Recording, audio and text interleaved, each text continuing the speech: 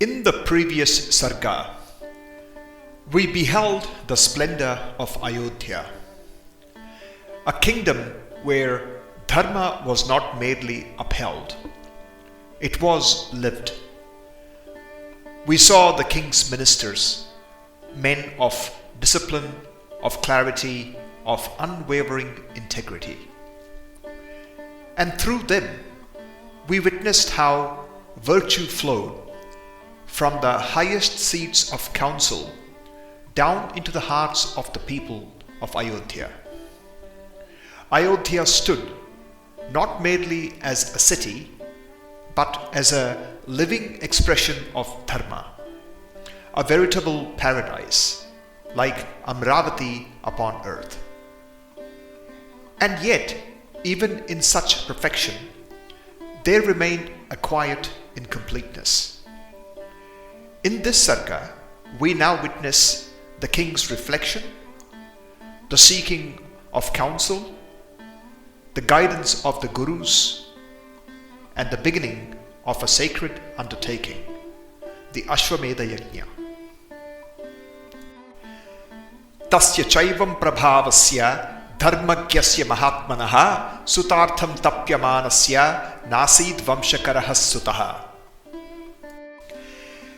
Chintayanasya tasyaivam buddhirasin mahatmanaha sutartham vajimedhena kimartham na yajamyaham.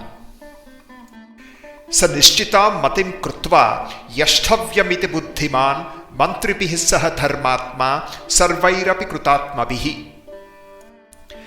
Tato bravin mahatejaha sumantram mantri sattama shighramanaya me sarvan gurumstan supurohitam. Tataha sumantrastvaritam gatva tvarita vikramaha samanayat satan sarvan samastan veda paragan. Suyagyam vamadevam cha jabalim atakashyapam purohitam vasishtam cha yachapyanye dvijottamaha. Tan pujayitva dharmatma raja Daśarathastada idam dharmartha sahitam shlakshnam vachanam abravit. Mama lalapyamanasya sutartham nasti vai sukham tadartham hayamedhena yakshamiti matirmama. Tadaham yashtumichhami shastra drushtena karmana katham prapsyamyaham kamam buddhiratra vichintyatam. Tataha sadhviti tadvakyam brahmanaha prapyapujayan vasishta pramukhaha sarve parthivasya mukheritam.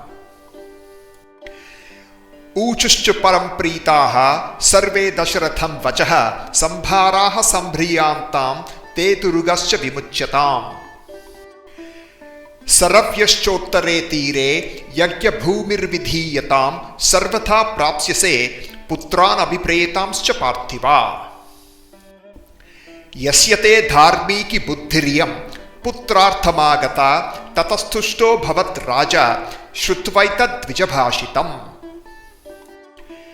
Amatyana bravit raja harsha vyakula lochanaha sambharaha sambhriyantam me gurunam vachanadiha. Samartha atishtitaschaashva sopadhyayo vimuchyatam saravyaschottare tire yajña bhumir vidhiyatam. Shantayaschapi vardhantam yatha kalpam yatha vidhi shakyah praptumayam yajñah sarvenapi mahikshita. Naparado bhavet kashto yadyasmin kratu sattame chitram hi mrugayante sma vidvamso brahma rakshasaha. Vidhihinasya yajñasya sadyah karta vinashyati tadhyata vidhi purvam me kraturesha samapyate. Tatha vidhanam kriyatam samarthaha sadhaneshviti tatheti chabruvan sarve mantrinah pratipujitaha. Parthivendrasya tadvakyam yatha purvam nishamyate tatha dvijaste dharmagya vardhayanto nrupottamam. Anugyatas sarve punarjagmur yathagatam visarjayitva tan vipran sachivan idam abravit. ऋत्विग्भिरुपसन्दिष्टो यथावत् कृपरात्यताम् इत्युक्त्वा नृपशार्दूलः सचिवान् समुपस्थितान् विसर्जयित्वा स्वं वेश्म प्रविवेश महामतिः ततः सा गत्वा ताः पत्निर्नरेन्द्रो हृदयं गमाः उवाच दीक्षां विशता यक्षेऽहं सुतकारणात् तासां तेनातिकान्तेन वचनेन सुवर्चसां मुखपद्मान्यशोभन्त पद्मानीव हिमात्यये. In that illustrious kingdom ruled by a king of immense virtue and power, King Daśaratha, though radiant in Dharma and celebrated for his greatness, carried with him a quiet concern. For despite all his glory, despite the prosperity of Ayodhya, there was no son to carry forward his lineage.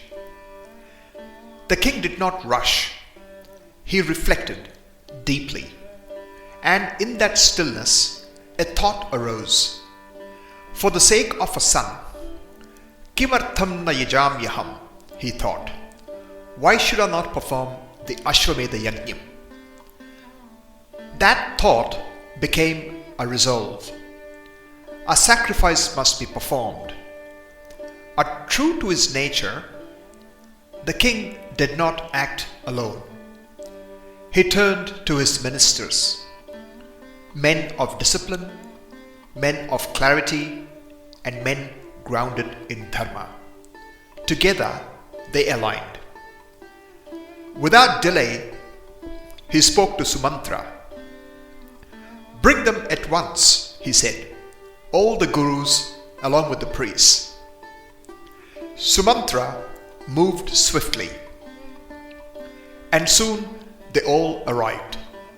So Yajña, Vamadeva, Jabali, Kashyapa, and at the forefront, Vasishtha Maharshi, the Kulaguru.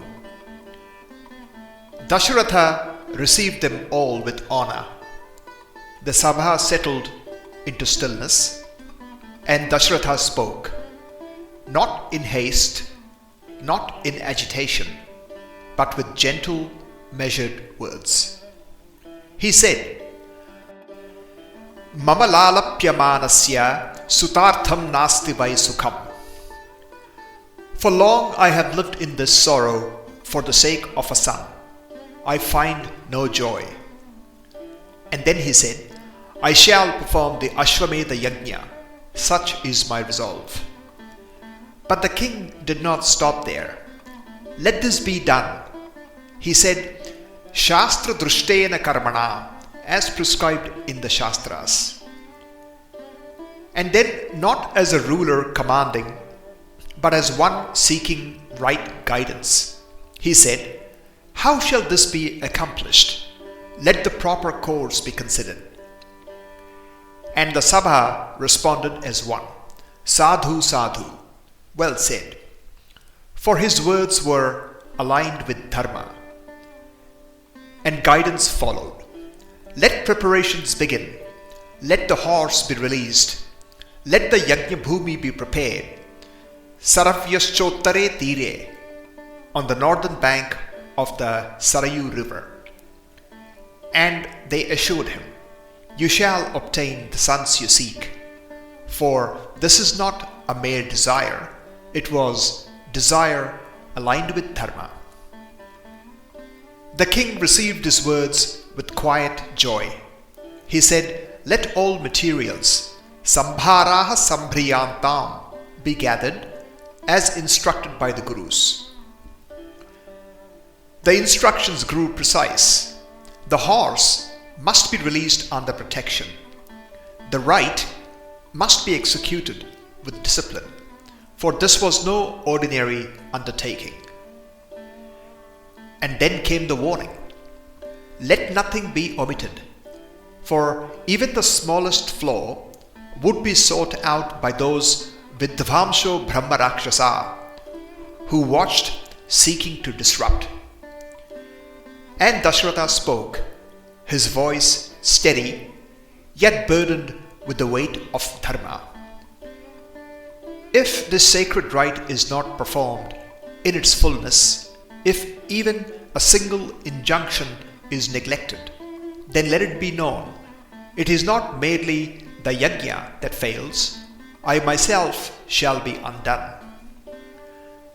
The king affirmed, let this Yajña be completed exactly as per the Shastras.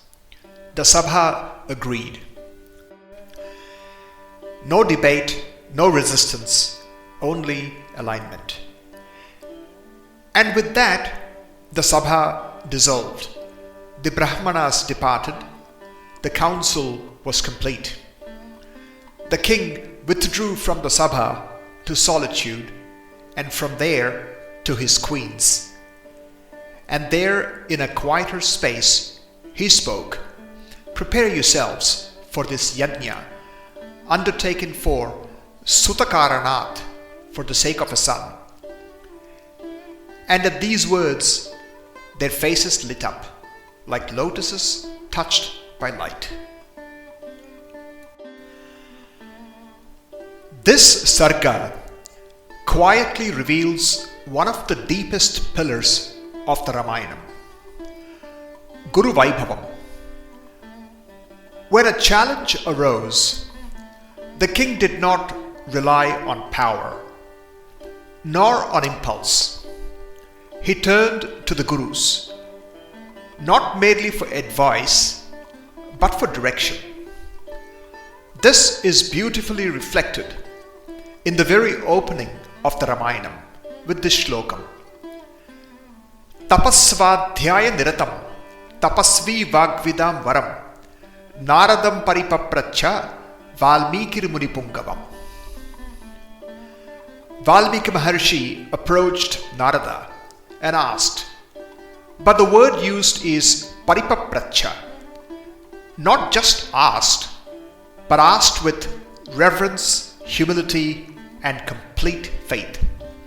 This is paripapracha, a question not born of doubt, but born of trust. And that is what we see here. Daśaratha does not command. He asks. He submits his intent to the wisdom of those who see further. This is Guru Tattvam. Not hierarchy, not authority, but alignment with truth. And beyond this, we glimpse something even deeper, the Vedic way of life. In this world, desire is not suppressed, nor is it indulged blindly. It is refined through Dharma. Action is not casual, it is structured, precise, and sacred. Even a king does not act freely. He acts within Dharma through guidance with Vidhi. This is Treta Yuga.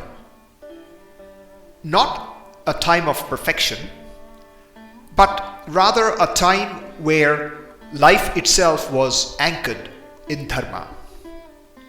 And from this alignment will arise not merely sons, but Rama himself.